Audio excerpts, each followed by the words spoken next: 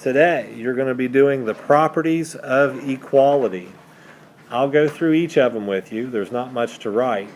And once we have gone through each of these properties, then you're going to use those notes to answer multiple choice questions about what I put on the screen.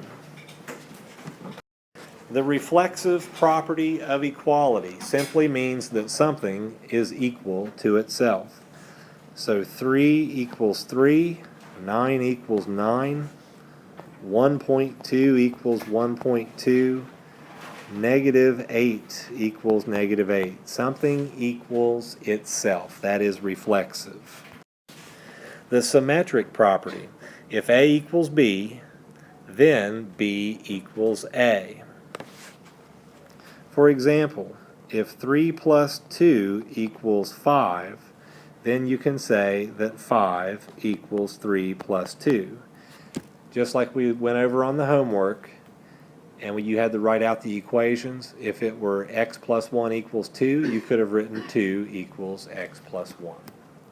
You can reverse the order in terms of the equal sign. The transitive property. If A equals B and B equals C, then you can say that A equals C.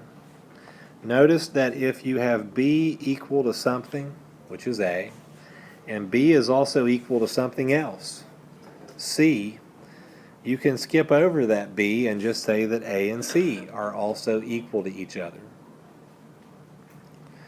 For example, if I had 1 plus 4 equals 5, and I also had 5 equals 12 minus 7, notice that 5 is equal to two different things.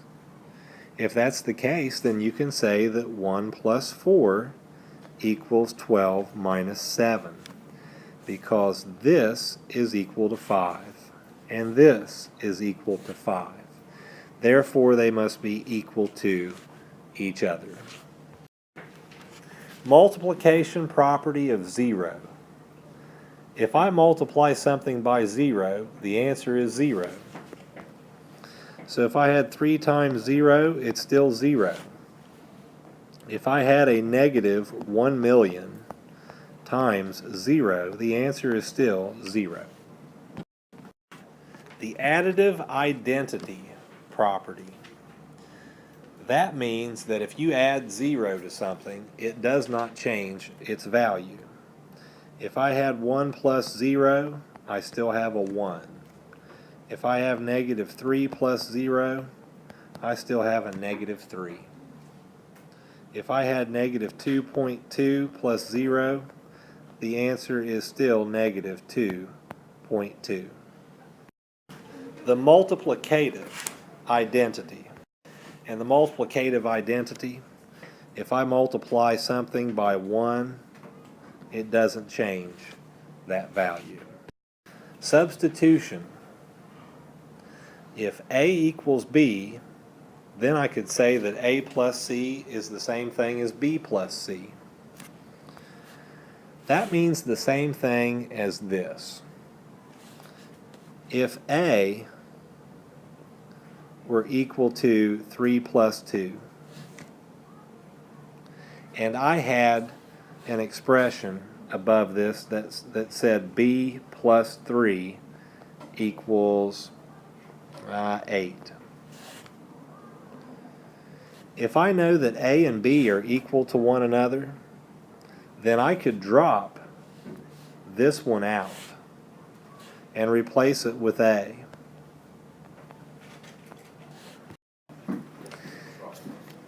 A plus 3 equals 6. A plus 3 equals 6. And if A equals B, I can write B plus 3 equals 6. So notice what has changed from here to here. I've dropped out the A and I've put in a B. And the reason I can do that is because they're equal. That means I've used the substitution property, which is G. Notice that we have added 0 to 3.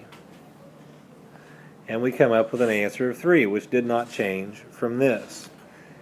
That means we have used the additive identity. You can add 0 to something and not change it. The answer is E. Find the value, identify the property used in each step.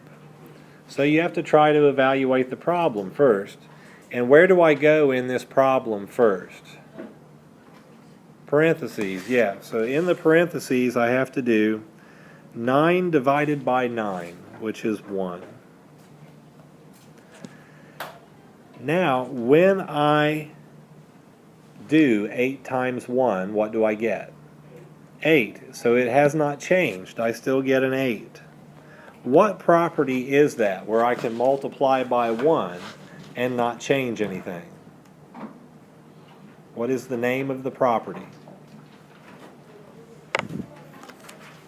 From your list, look at your list and see what property has multiplication by 1. Yes.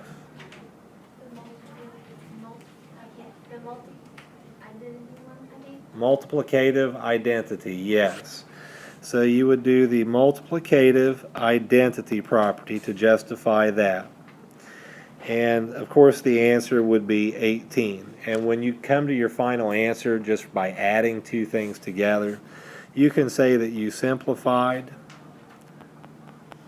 or since you're switching this out for the 18, you could say that you substituted 18 in for 8 plus 10. I know that I have to go to the parentheses first, 9, plus, and then inside the parentheses I have 4 minus 8 divided by 2. What do I do first in the parentheses? Divide. So 8 divided by 2 is 4. So I've just simplified there. Now I have to go back to the parentheses, and 4 minus 4 is 0. Now what property can I add 0 to something and not change its value? What property is that?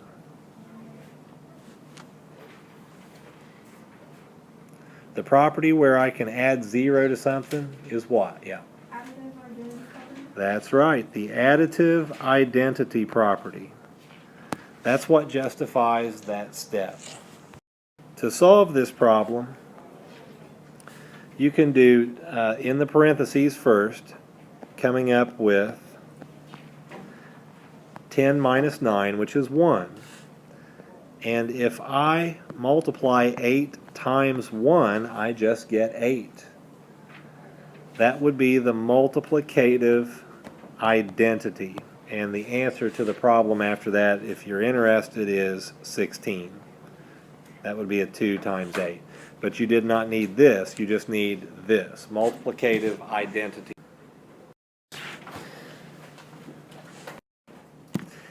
Evaluate an algebraic expression.